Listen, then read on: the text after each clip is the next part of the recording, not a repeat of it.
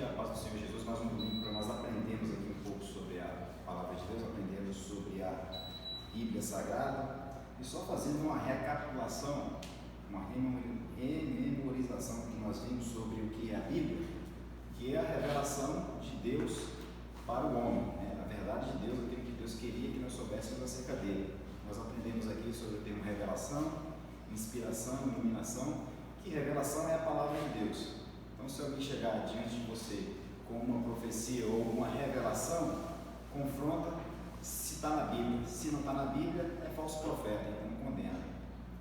Beleza? E a iluminação, a inspiração do Espírito Santo, que usou o homem para que escrevesse, de maneira que o homem não inserisse no livro sagrado cultura humana, né? Entendimento de homem.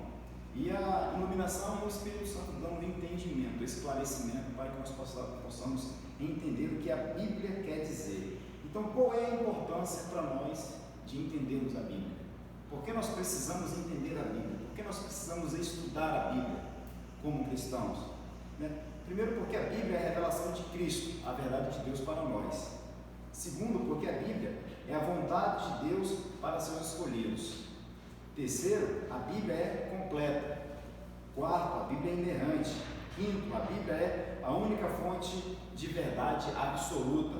Sexto, a Bíblia é fonte de crescimento espiritual. Sétimo, a Bíblia é a bússola do cristão. Então, nós devemos estudar a Bíblia e entender a Bíblia. O que ela quer dizer?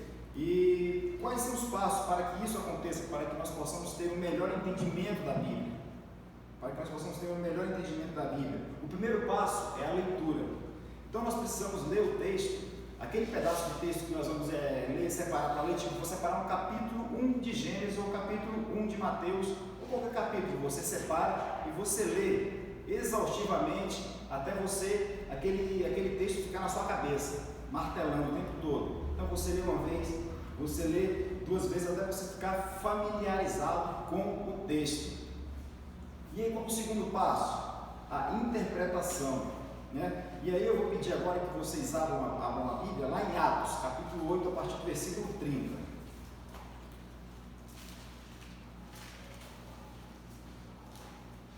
Atos, capítulo 8, a partir do versículo 30.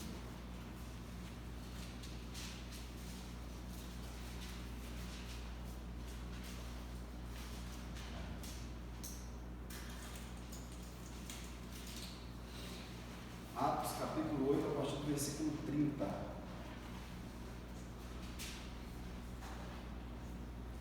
Tá? Então, o primeiro passo para que nós possamos ter o entendimento da Bíblia é a leitura. Precisamos ler até ficarmos familiarizados com o texto. O segundo passo é a interpretação. E aí nós precisamos fazer a seguinte pergunta: o que esse texto fala para mim? O que esse texto quer dizer? Olha só o que diz lá em Atos, capítulo 8, a partir do versículo 30, né? E a gente vai ler até o 35.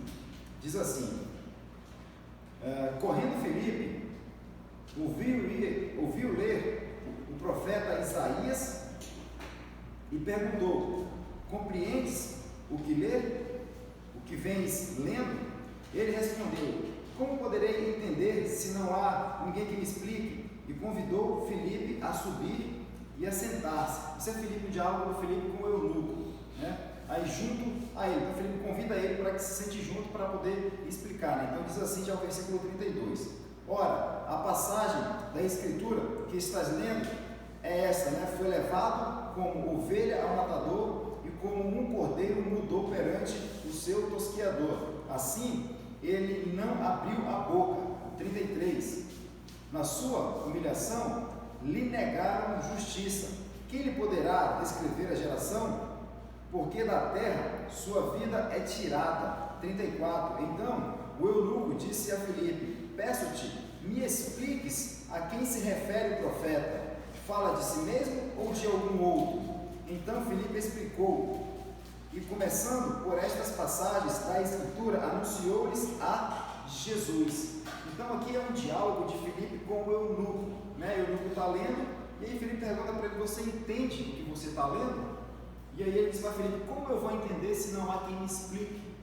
Se não há quem me explique, como eu vou entender? Então ele começa a ler aquela passagem de Isaías, e E aí Filipe, ele pergunta para Filipe, mas o profeta está falando de si mesmo ou falando de alguma outra coisa? E aí Filipe responde, não, está falando acerca de Jesus. Então percebam que aqui, em Atos dos Apóstolos, Filipe está ensinando como ler a Bíblia, como interpretar a Bíblia. Então esse segundo passo que a gente tem para poder entender a Bíblia é a interpretação. Então o primeiro é ler a Bíblia até ficar familiarizado com o texto, depois a interpretação. E qual o terceiro passo? A avaliação. Terceiro passo, a avaliação. Então você chegou a uma conclusão, né? Você leu o texto, se familiarizou com ele, você fez a pergunta para o texto viu que ele quer dizer alguma coisa, você faz uma avaliação daquele texto. E aí, a conclusão que você chega, você pergunta, poxa, um texto não pode se contrapor a outro. Eles não podem, aqui diz uma coisa, ali diz outra coisa, e agora como é que eu vou resolver isso? O que você faz? Você começa a perguntar a outras pessoas, poxa, eu entendi isso aqui, você entendeu a mesma coisa? E aí você começa a questionar as outras pessoas também acerca disso. Hoje a gente tem o advento das redes sociais, você pode colocar lá na internet também e tentar tirar sua dúvida sobre aquilo que você entendeu, se realmente é aquilo, porque a Bíblia fala aquilo que ela quer dizer, né? Então essa de nós lermos a Bíblia e dizer, quer me falar isso porque está nas entrelinhas, está no espaço aqui, entre as entrelinhas do texto existe um espaço em branco. Se existe um espaço em branco, não tem que eu entender ali porque o espaço está em branco. Então eu tenho que entender aquilo que o texto nos diz, né? E aí nós vamos chegar a essa conclusão. O quarto passo é a aplicação, porque não adianta nós lermos, nos familiarizarmos com o texto, nós interpretarmos o texto, fazermos uma avaliação do texto e não aplicarmos esse texto em nossas vidas. Porque a Bíblia é um livro sagrado, um livro que traz a mente de Deus, aquilo que Deus queria, o desejo dele para nós, e se nós lemos, entendemos e não aplicarmos, de nada valeu os nossos estudos. Então é a aplicação, né? Como essa verdade de Deus revelada será internalizada em meu coração e mudará a minha vida? Essa é outra pergunta que você precisa fazer.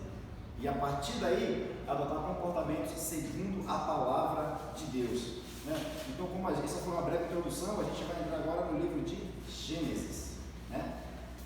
Você não precisa abrir o livro de Gênesis, não, que a gente vai entender, porque cada livro da Bíblia, ele fala sobre um determinado assunto, sobre um determinado tema. O tema central da Bíblia é a redenção do homem, é o resgate do homem por meio da cruz. Então, cada livro da Bíblia, Gênesis vai falar de uma coisa, Êxodo também, Levítico e assim por diante.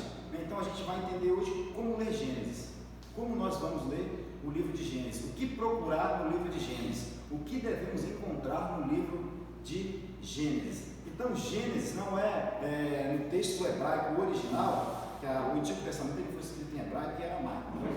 No idioma que Deus escolheu para ser escrito o Antigo Testamento, o título não é Gênesis, né? Então o título é no princípio, porque o título é dado conforme a primeira frase do livro. Então esse Gênesis é uma tradução que a gente já falou dela aqui inclusive, que foi 168, se eu não estiver enganado, antes de Cristo, na era do rei Ptolomeu II, no Egito, né? O povo já estava perdendo seu idioma, o grego já tomava de conta, então ele convocou 6 judeus conhecedores com muito conhecimento para que eles traduzissem a Bíblia do hebraico para o grego, né? Aí é o termo conhecido como Septuaginta, né? Foram 72 judeus que fizeram essa tradução e eles deram o número de Gênesis, o que não é muito diferente. No princípio, ou origem, então não vai mudar muita coisa, né? Então esse é o tema de Gênesis, né? Gênesis significa isso, o princípio, né? Então é o primeiro livro do Pentateuco, né? Então o Pentateuco é o primeiro livro dos 5, né? Gênesis, Êxodo, Levítico, Números e Deuteronômio. A gente vai passar por cada um deles para entender o que buscar neles. Então é o primeiro livro do Pentateuco, da lei, quando o povo sai, deixa o cativo de Babilônia e volta para Jerusalém. Neemias, lá em Neemias capítulo 8, se não me falha a memória, ele reúne todo o povo, né? E aí ele começa a ler a lei. Ele começa a ler esses 5 livros de Moisés, começa a ler e começa a explicar para o povo. Aqui a gente vê Filipe explicando para o eunuco o que ele estava lendo lá em Isaías, e Neemias está explicando para o povo, ele está lendo a lei de Moisés para o povo e explicando qual é o desejo de Deus para o povo. Por isso a importância de a Bíblia ser explicada. Né? Então, quais são os principais personagens do livro de Gênesis? Né? Os principais personagens do livro de Gênesis, pessoal, se quiserem fazer alguma pergunta e interromper, podem ficar à vontade, tá? Então aqui a gente está numa escola, nós vamos aprender juntos. Qualquer dúvida que porventura aí surja, você pode parar, levantar a mão e dizer que a gente interrompe aqui e você pode fazer a pergunta. Então, quais são os principais personagens do livro de Gênesis? Né? Então, primeiro, Adão e Eva. Né? Então, Adão e Eva são os personagens principais, são os primeiros seres humanos. Um segundo personagem principal do livro de Gênesis é Noé, né? O fiel construtor da arca. O terceiro personagem, ou os terceiros, né, que a gente colocou, são dois aqui, são Abraão e Sara, né? Os pais de uma nação chamada do povo escolhido de Deus. Na sequência, Isaac e Rebeca, né? Os primeiros membros de uma nova nação. Jacó, o pai das 12 tribos de Israel, né? Jacó teve 12 filhos, dentre eles está José, que foi vendido escravo para o Egito, e aí, por fim aqui José, né? Então, o preservador do seu povo e da nação no Egito. Então, tem outros personagens no livro de Gênesis, mas esses são os principais, E, seguindo adiante, vamos aqui falar sobre a doutrina, né? As doutrinas que tem no livro de Gênesis. Sem o livro de Gênesis, a Bíblia ficaria incompreendida, nós não iríamos entender o que ela diz se não tivesse o livro de Gênesis. Né? Então, a maior parte dos ensinamentos centrais do cristianismo tem a sua raiz no livro de Gênesis, né? O que nos leva a afirmar que sem Gênesis a Bíblia seria incompreendida. Então, qual a principal doutrina? Primeiro, Deus é Pai. A principal doutrina do livro de Gênesis, Deus é Pai. Segunda, Deus é Filho. Terceiro, Deus é Espírito, e aqui a gente já vê uma relação da Trindade, né? Porque a quarta já vem Deus uno e trino, né? E quinto, né? Os seres humanos.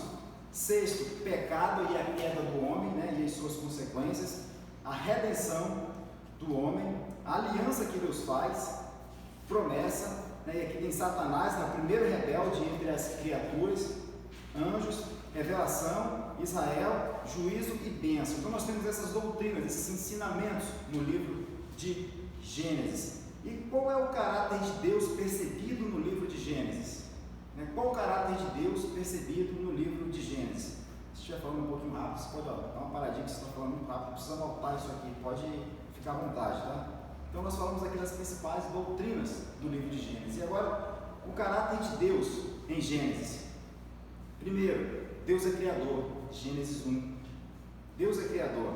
2, Deus é fiel, Gênesis 12, 26, 28 e 32. Eu posso até colocar isso aqui depois no grupo da igreja, se vocês preferirem, lá tiro foto e coloco as passagens para depois lá em casa com calma, né? Então, 3, Deus é justo, Gênesis 18. 4, Deus é longânimo, né? Gênesis 6. Deus é amoroso, Gênesis 24. Deus é misericordioso, Gênesis 19. Deus é onipotente, Gênesis 17. Deus é providente, Gênesis 8, 24, 12, 48, e tem outros tantos versículos, capítulos que falam dessa providência divina. Deus é verdadeiro, Gênesis 3, 24 e 32. E Deus é colérico, colérico quer dizer ira, né? Gênesis 7, 11 e 19. Então, quando a gente olha para o processo da cruz, a gente costuma entender, poxa, Deus é amor. Por amor, Ele deu o seu Filho para morrer por nós na cruz. Mas o processo da cruz não envolve só o amor de Deus, envolve a justiça de Deus, que é um outro tributo, e envolve a ira de Deus.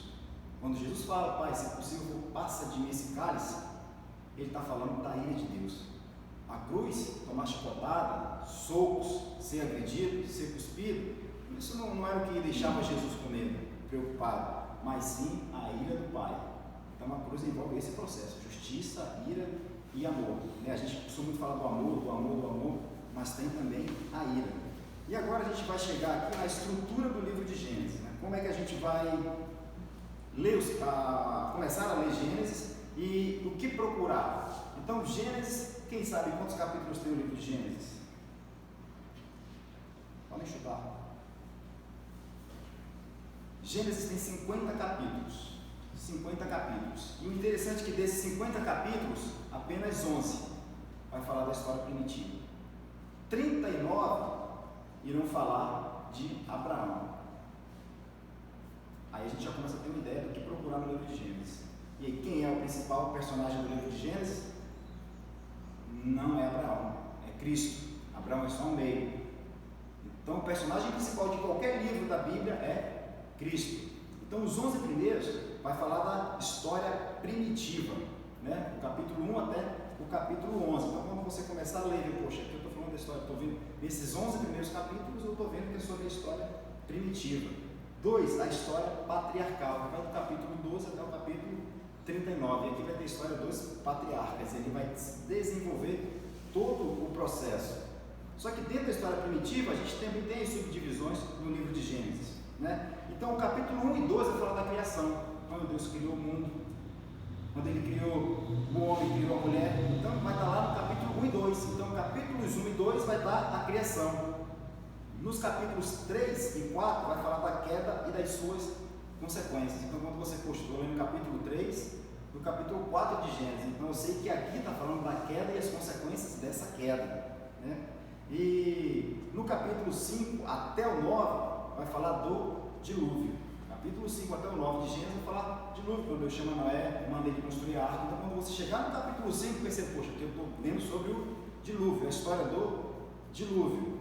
E do capítulo 10 até o capítulo 11 tem a dispersação das nações, onde a gente vai ver na Torre de Babel, eles querem construir Babel, Deus dá uma ordem para o povo, ó, vão e multipliquem-se e encham a terra. O que eles fizeram? Aglomeraram-se em Babel, queriam construir uma torre para chegar até o céu, desobedecendo mais uma vez, porque depois que o homem caiu, ele não consegue obedecer a Deus, ele só desobedece.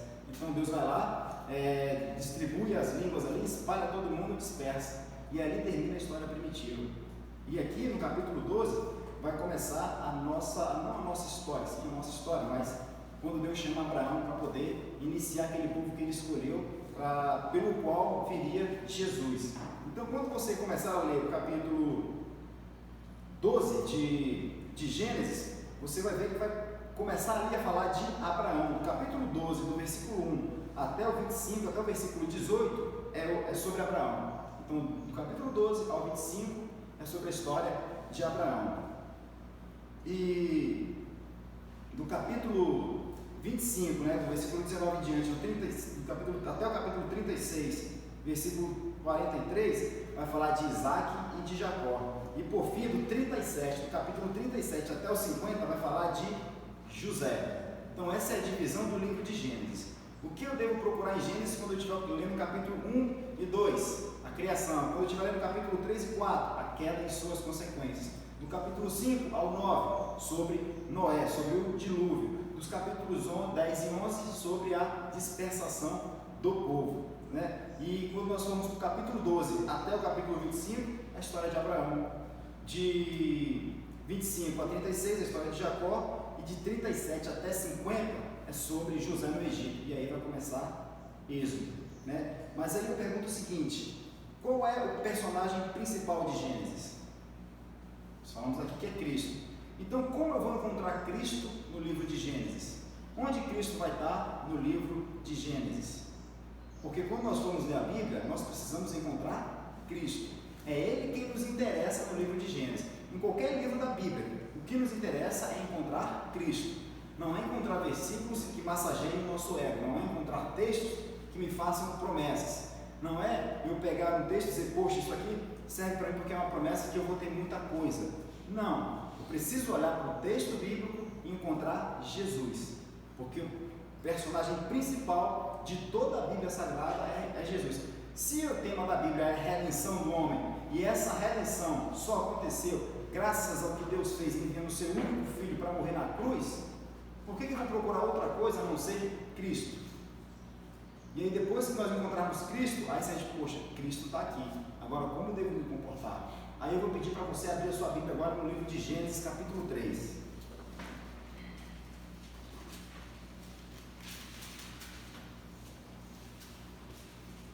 Gênesis capítulo 3.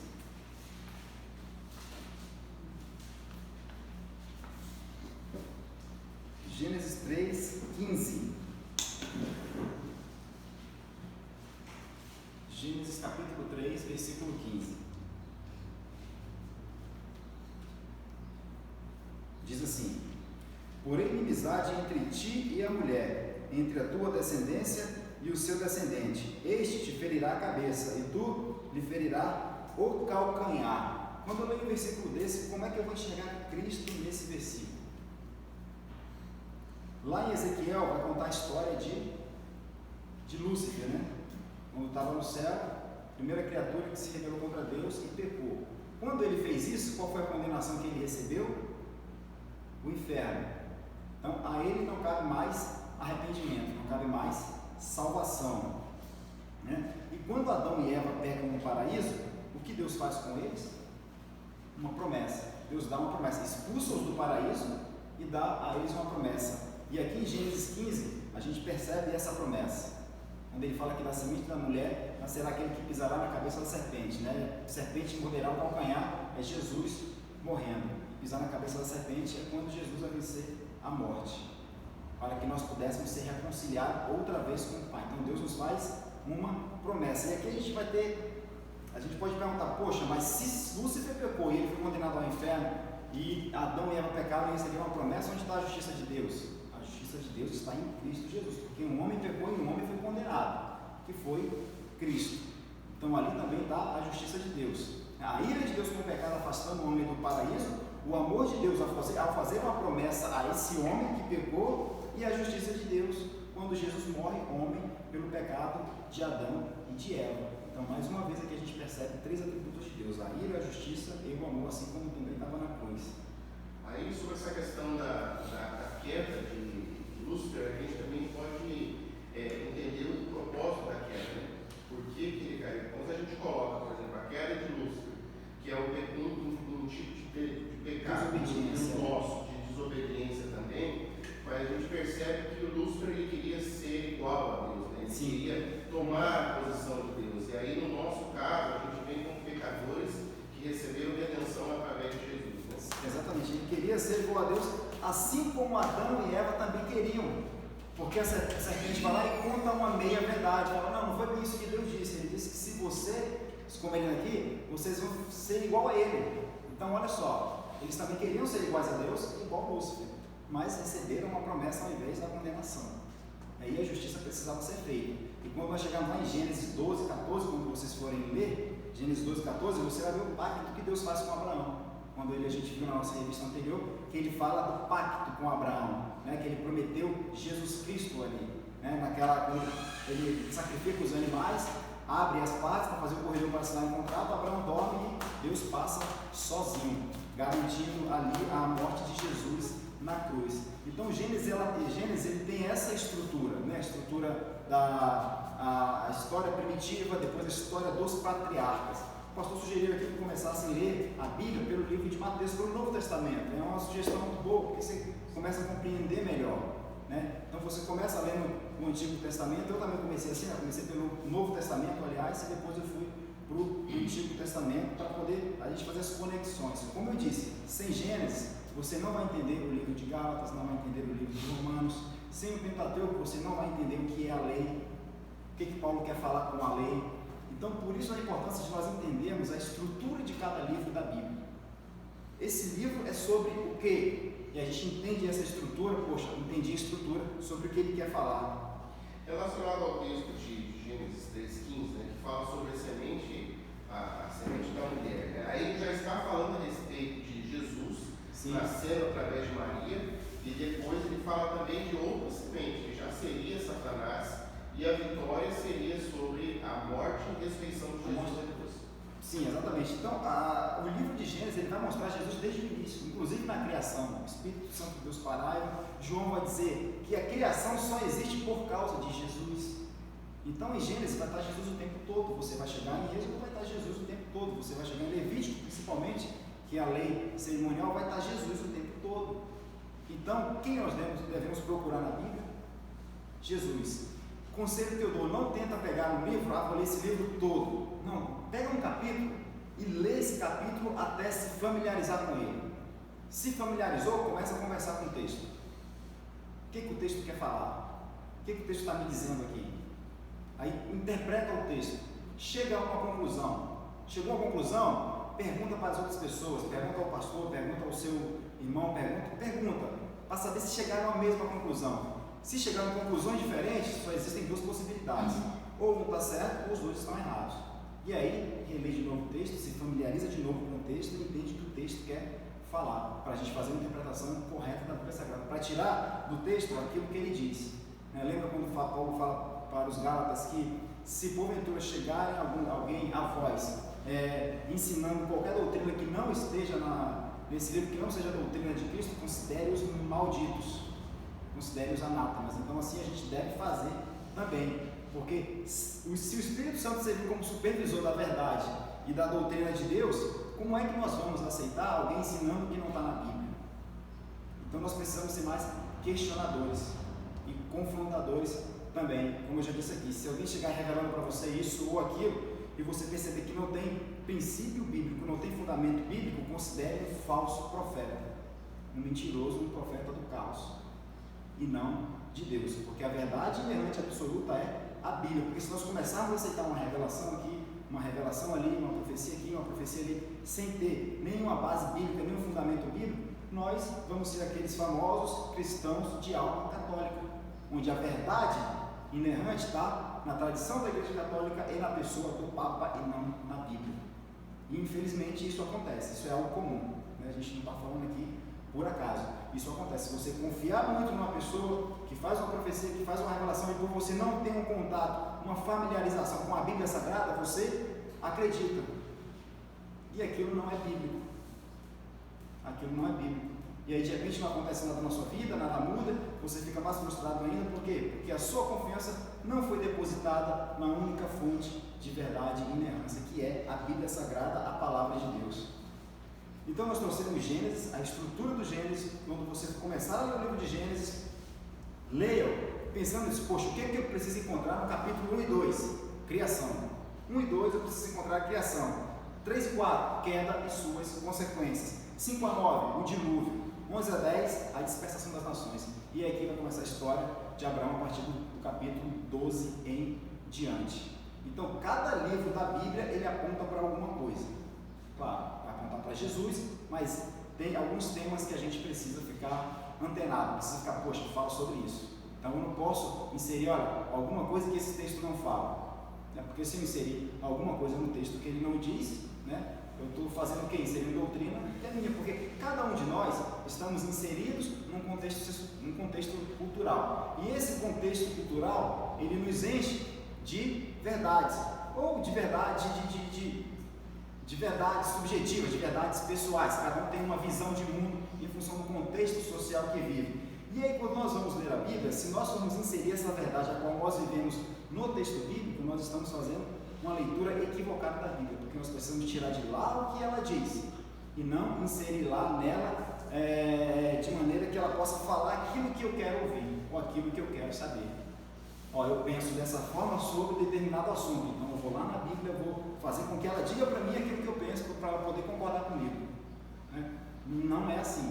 A gente precisa olhar o texto bíblico e tirar dele o que ele diz, ler, familiarizar, perguntar, questionar o texto, entender, chegar à conclusão e depois aplicar, porque de nada vai adiantar nós lermos o texto, nos familiarizarmos com o texto, nós fazemos uma avaliação do texto e não aplicarmos nas nossas vidas. Não vai resolver nada, porque senão fica um intelectualismo barato e sem fundamento nenhum. Porque a Bíblia é a verdade de Deus para o homem, é a doutrina de Deus para o homem, é o desejo de Deus para o homem. Se não houver aplicação, de nada adianta.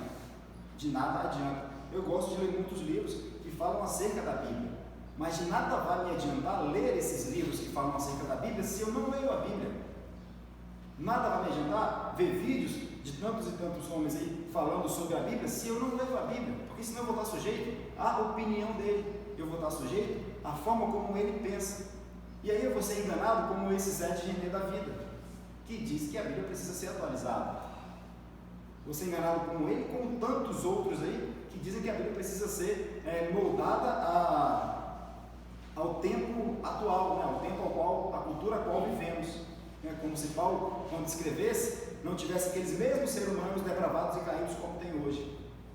Então eles querem reconfigurar a Bíblia, eles querem redefinir a Bíblia, redefinir conceitos, para que a Bíblia passe então a se encaixar no discurso dele, e não é assim, né? Então Então hoje a gente entendeu a estrutura do livro de Gênesis. No próximo domingo nós vamos entender a estrutura do livro de Êxodo, para quando nós formos ler esses livros, a gente saber o que procurar, saber o que está lendo, para não lermos algo assim, estou lendo aqui e não estou entendendo nada. Então a gente sabe as duas divisões que tem no livro de Gênesis, do capítulo 1 ao capítulo 11, a história primitiva, do capítulo 12 até o capítulo 50, a história patriarcal.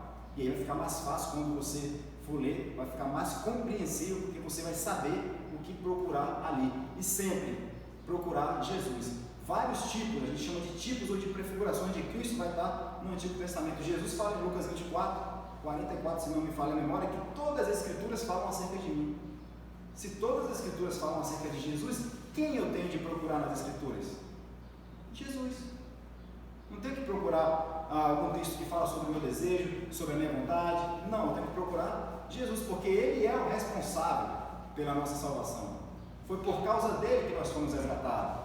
Então por que eu vou querer colocar na Bíblia algo para satisfazer o meu desejo pessoal, para massagear o meu ego? Nós precisamos ser desnudados.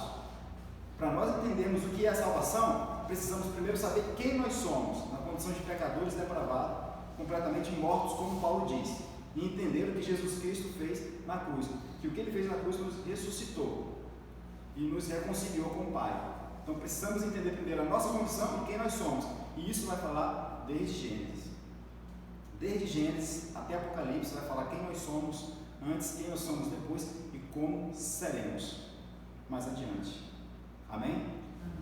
Então, qualquer dúvida eu estou à disposição e vamos seguindo na nossa escola.